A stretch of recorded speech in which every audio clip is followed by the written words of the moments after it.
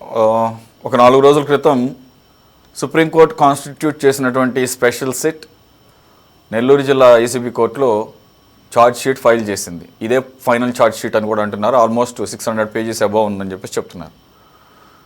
అయితే దీని details public డొమైన్లోకి రాలేదు, కానీ బయటకు వచ్చినంత వరకు కూడా జంతుకోవు అన్న విషయాన్ని ఎక్కడా కూడా ప్రస్తావించినట్టుగా లేదు. కానీ ఏదైతే మొదటి నుంచి ఒక వాదన వినపడుతోందో, అలాగే మధ్యలో కొన్ని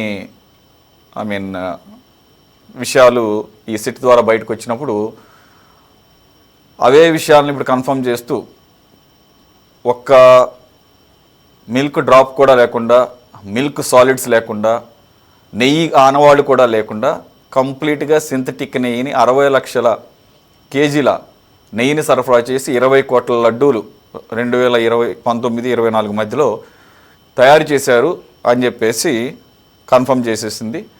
కాకపోతే దీనిలో 34 మందిని నిందితులుగా పెడితే దాంట్లో 36 మంది అనుకుంటా అందరూ కూడా ఈ డైరీకి సంబంధించినటువంటి వ్యక్తులు, అలాగే టీటీడీలో పనిచేసిన కొంతమంది అధికారులు తప్ప ఎక్కడ పొలిటికల్ లీడర్స్ యొక్క పేర్లు అయితే కనపడడం లేదు.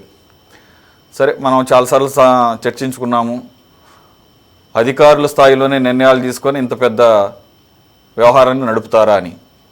చైర్మన్లకి, ఈఓలకి తెలియకుండా కూడా మరి ఏం జరిగిందో తెలియదు. ఫైనల్ ఛార్జ్ షీట్ కాపీ కూడా ఈరోజు బయటకు వచ్చిన తర్వాతే దీని గురించి పూర్తి స్థాయిలో మాట్లాడదాం అని చెప్పేసి కూడా ఏపీ క్యాబినెట్ భేటీలో కూడా మాట్లాడారట. కానీ లోకేష్ గారు మాట్లాడుతూ, కానీ ఈ మధ్యకాలంలో వైసీపీ వాళ్ళు మాట్లాడుతూ పేర్ని నాని గారి వివాదాస్పద వ్యాఖ్యలు, ఆయన మీద కేసు బుక్ చేయడం ఇవన్నీ చూస్తే YCP thinking that they are in the safe zone.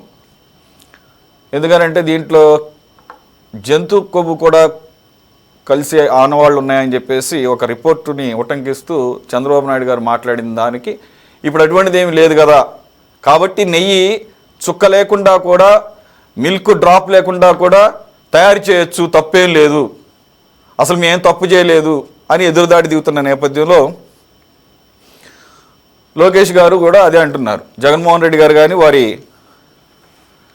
నాయకులు కానీ మాట్లాడేది ఎట్లుందా అంటే, ఎంత పెద్ద పాపం చేసిందని చెప్పేసి సిట్టే సాక్షాత్తు రిపోర్ట్లో బయట పెడితే చూసారా ఏం జరగలేదు, ఏం లేదని చెప్పేసి ఇంకా ఎదురుదాడి చేస్తున్నారు అని చెప్పేసి అంటున్నారు.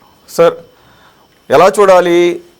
వైసీపీ వాళ్ళు రిలీఫ్ అయినట్లుగా ఒక ఆరోపణ వచ్చి మొత్తం ప్రపంచం అంతా పడినట్టు ఆ జంతు కొవ్వులు ఇవ్వదని చెప్పేసి వాళ్ళకిలాగా సంతోషించాలా? లేదంటే మొత్తం కూడా 5 సంవత్సరాల పాటు ఈ రకమైనటువంటి లక్షల కేజీల నెయ్యిని కోట్ల సంఖ్యలో తయారు చేసిన లడ్డూల్లో వాడినందుకు బాధపడాలో అర్థం కాని పరిస్థితి. సార్,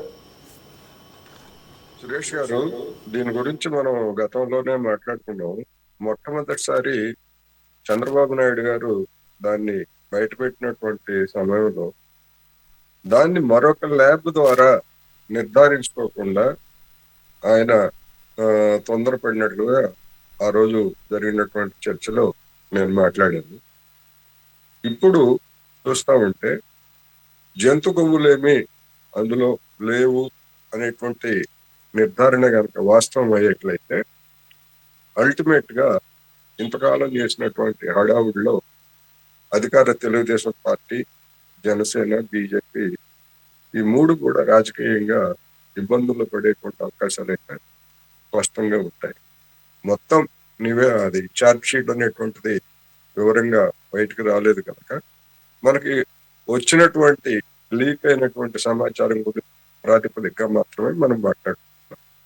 అదేవిధంగా టీటీడీ బోర్డులో ఉన్నటువంటి రాజకీయ ప్రతినిధుల ప్రమేయం కూడా దీనిలో ఇప్పటి వరకు తెలుగుదేశం పార్టీ వాళ్ళు చెప్తున్నట్టుగా జగన్మోహన్ రెడ్డి గారికో లేకపోతే ఇంకా ఇతర నాయకులకో వీళ్ళందరూ కూడా జైలుకి వెళ్తారు, వీళ్ళ నేరం రుజువు అవుతుంది అని చెప్పినటువంటి అంశాలు కూడా చూస్తే అది కూడా నీరు గారిపోయినట్టుగా కనిపిస్తాం. అందువలన అల్టిమేట్ గా ఇది నా అభిప్రాయం ప్రకారం వైసీపీకి ఒక ఆయుధంగా మారేటువంటి అవకాశం, అంటే వివరాలన్నీ బయటకు వచ్చిన తర్వాత ఇంకా ఏమైనా అందులో ఉన్నాయా ఏమిటనేటువంటి మనకు తెలియదు కనుక మొత్తం మీద చూసినప్పుడు వైసీపీకి ఒక రాజకీయ ఆయుధంగా మారేటువంటి అవకాశం ఉందనేది నా అభిప్రాయం. రెండు తెలుగు రాష్ట్రాల్లో జరుగుతున్నటువంటి ఇటువంటి దే ఇక్కడ మన తెలంగాణలో కూడా ఏం జరుగుతా ఉందంటే ఫోన్ ట్యాపింగ్. ఈ ఫోన్ ట్యాపింగ్ వ్యవహారంలో కూడా ఇక్కడ ఉన్నటువంటి సీఎం లేకపోతే హరీష్ రావు, కేటీఆర్ లేదా ఇతరులని వీళ్ళని బ్లేమ్ చేస్తూ వీళ్ళే దీని వెనకాల ఉన్నారనేటువంటి ఆరోపణలతో వార్తలు వస్తున్నాయి.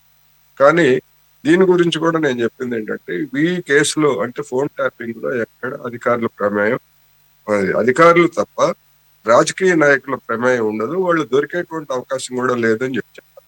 అదేవిధంగా నెయ్యి కేసులో కూడా, ఎందుకంటే నెయ్యిని కొనుగోలు చేసేది నిర్ణయం తీసుకునేటువంటిది బోర్డు కావచ్చు, బోర్డులో ఉన్నటువంటి రాజకీయ పార్టీల ప్రతినిధులు కావచ్చు, కానీ దాని నాణ్యతను నిర్ధారించాల్సింది, దానికి సంబంధించినటువంటి ప్రమాణాలు ఉన్నాయా లేదా అనేటువంటి చూడాల్సినటువంటి వాళ్ళ ప్రధానమైనటువంటి బాధ్యత వాళ్ళ మీద ఉంటుంది. అయితే దాని వెనకాల వీళ్ళు ఉన్నారా లేరా అని అంటే ఖచ్చితంగా ఉన్నారని నేను చెప్తాను. ఎందుకంటే రాజకీయ నాయకుల ప్రమేయం లేకుండా ఏ కుంభకోణము జరగదు. అయితే ఆధునికంగా జరుగుతున్నటువంటి వివిధ రాష్ట్రాల్లో జరుగుతున్నటువంటి పరిణామాలు ఇవన్నీ చూసినప్పుడు వాళ్ళ చేతికి మట్టి అంటకుండా ఇలాంటి అక్రమాలకు పాల్పడుతున్నారు అని మాత్రం నేను స్పష్టంగా చెప్పదలుచుకున్నాను. అందుకని చట్టబద్ధంగా జరుగుతున్నటువంటి లూటీలు ఇవన్నీ, అది ఇవాళ వైసీపీ హయాంలోనే కాదు, గతంలో చంద్రబాబు నాయుడు గారి హయాంలో కూడా చట్టబద్ధంగా జరుగుతున్నటువంటి లూటీలు హైటెక్ పద్ధతుల్లో జగన్మోహన్ మన చంద్రబాబు నాయుడు గారి హయాంలో జరిగాయి, రాజశేఖర రెడ్డి గారి హయాంలో జరిగాయి, తెలంగాణలో వచ్చినటువంటి ముఖ్యమంత్రుల హయాంలో కూడా జరిగాయి. అందువలన ఇటువంటి వచ్చినప్పుడు రాజకీయ పార్టీల ప్రతినిధులు లేకపోతే ప్రభుత్వాలు కూడా ఆచితూచి వ్యవహరించకపోతే అల్టిమేట్ గా వాళ్ళ మేడకే చుట్టుకునేటువంటి అవకాశాలు ఉంటాయి అనేటువంటిది ఈ ఉదంతం ప్రాథమికంగా నేర్పుతున్నటువంటి పాఠం అనేది నాకు ఒకే విషయం చెప్పదలుచుకుంటాను. నేను చెప్పింది ఈ కల్తీ నెయ్యి వెనకాల కేవలం అధికారులే కాదు, వాళ్ళ వెనకాల రాజకీయ నాయకులు కూడా ఉన్నారు, లేకుండా జరగదని చెప్పాను నేను. ఒకటి. రెండోది, ఇక్కడ నిబంధనలు సడలించడం అంటే దాని అర్థం అర్హతకు సంబంధించినటువంటి నిబంధనలు సడలించడం తప్ప నెయ్యి ప్రమాణాలకు సంబంధించినటువంటి నిబంధనలు సడలించారని నేనైతే అనుకుంటున్నాను. ఎందుకంటే నెయ్యి అనేటువంటిది నెయ్యి నిబంధన, ఆ నిబంధన ఎత్తేసి కృత్రిమైన నెయ్యి అని ఇదే సిట్ రిపోర్ట్ లో ఈ నిబంధనలు సడలించడం ద్వారా కల్తీ జరగడానికి అవకాశం కల్పించారు అని చెప్పి సిట్టు తేల్చింది. అంటే అలాగా సార్, ఇప్పుడు నిబంధనలు టెండర్ నిబంధనలు ఎందుకు పెడతారు? ఆ క్వాలిటీ లేకపోతే ఎటువంటి మిస్ ప్లేస్ జరగకుండా ఉండడానికి కదా, ఎటువంటి అతిక్రమణలు జరగకుండా ఉండడానికి మ్యాక్సిమం ట్రై చేస్తారు. ఉన్న వాటిని స్ట్రింజెంట్ రూల్స్ని ఇక్కడ క్లియర్గా తెలిసిపోతుంది కదా సార్. ఒకటే అన్నీ పక్కన పెడదాం. యాక్చువల్గా నెయ్యి సరఫరాదారికి మిల్క్ ప్రొక్యూర్మెంట్ ఎలిజిబిలిటీ ఉన్నదాన్ని తీసేయటమే అక్కడ కల్తీ జరగడానికి స్కోప్ కల్పించినట్టు అవుతుంది కదా. అదే సిట్ రిపోర్ట్ మెన్షన్ చేసింది అది. కాబట్టి ఒకటే చెప్పదలుచుకుంటున్నాను, సిట్ రిపోర్ట్ పూర్తిగా రాకముందే మనం నిర్ధారణలకు ఏమి రావద్దు, నేను కానీ మీరు కానీ అనేది ఒకటి. ఈ దేశంలో అనేక విచిత్రాలు జరుగుతూ ఉంటాయి. గుజరాత్ లో ఒక బ్రిడ్జి కూలిపోయింది. ఆ బ్రిడ్జ్ నిర్వహణ ఎవరికి ఇచ్చారు? ఒక గడియారాలు తయారు చేసే కంపెనీకి ఇచ్చారు. అందుకని అటువంటి నిబంధనలను సవరించి ఇచ్చినటువంటి మహానుభావులు ఉన్నటువంటి దేశంలో ఈ నిబంధనలు నేను ఇప్పటికీ చెప్తున్నా, నెయ్యి ప్రమాణాలకు సంబంధించి నిబంధనలు సవరించి ఉండరు. కంపెనీ అర్హతలకు సంబంధించినటువంటి రిలాక్సేషన్ చేసి ఉండొచ్చు.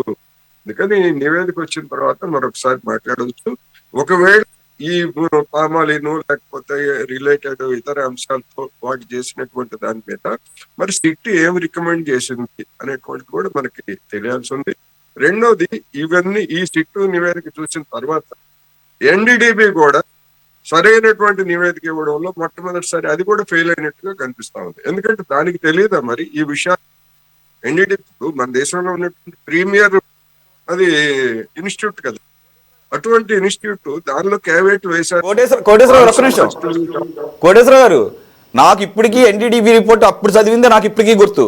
What ever the findings mentioned this so called report by SIT, ఈ రోజు ఏదైతే సిట్ రిపోర్ట్లో ఉన్నాయో పామాలిన్ కెర్నల్, వెజిటబుల్ ఆయిల్స్, అలాగే డిస్క్లైమర్లో this could be by the possibility of ఈ అడల్టరీ, ఇది ఫారిన్ ఫ్యాట్, ఇది యాజ్ ఇట్ ఈస్ మీరు అన్నదానికి నాకు ఆపోజిట్ థాట్ వచ్చింది. ఏది నేను ఇది సిట్ రిపోర్ట్ చదువుతున్నప్పుడు ఇది కంప్లీట్గా ఎన్డీడీబీ ఏదైతే రిపోర్ట్ ఉందో దానికి సారూప్యంగానే ఈరోజు సిట్ రిపోర్ట్ కూడా ఉంది, ఎక్సెప్ట్ ఆ మెన్షన్ చేయకపోవడం. అయితే నేనేమనుకుంటున్నానంటే ఎన్డీడీబీ ఇంకాస్త ప్రామాణికంగా ఇచ్చింది. వై? బికాస్ ఈ సిట్ భక్తుల యొక్క మనోభావాలను కూడా దృష్టిలో పెట్టుకొని, ఈ కమోషన్ అంతటిని దృష్టిలో పెట్టుకొని వెంకటేశ్వర గారు చెప్పినట్లు ఎంతవరకే పరిమితం అవుదాము అనేది ఏదైనా పెట్టుకుని ఉంటే ఉండొచ్చు.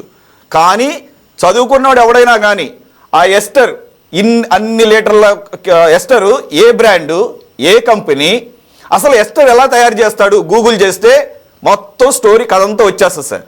కానీ సిట్కి అంత దూరం వెళ్ళాల్సిన అవసరం లేదనుకొని కన్ఫైన్ అయింది. కాబట్టి నాకు అర్థమైందంటే ఎన్డీడీబీ రిపోర్ట్ ఇంకాస్త డీటెయిల్డ్గా ఇచ్చింది. ఇది ఈ వీటితో పాటుగా పాసిబిలిటీ ఆఫ్ అని ఆ ఎస్టర్స్లో ఎలా అయితే తయారు చేస్తారనే దాన్ని కూడా యాడ్ చేసింది.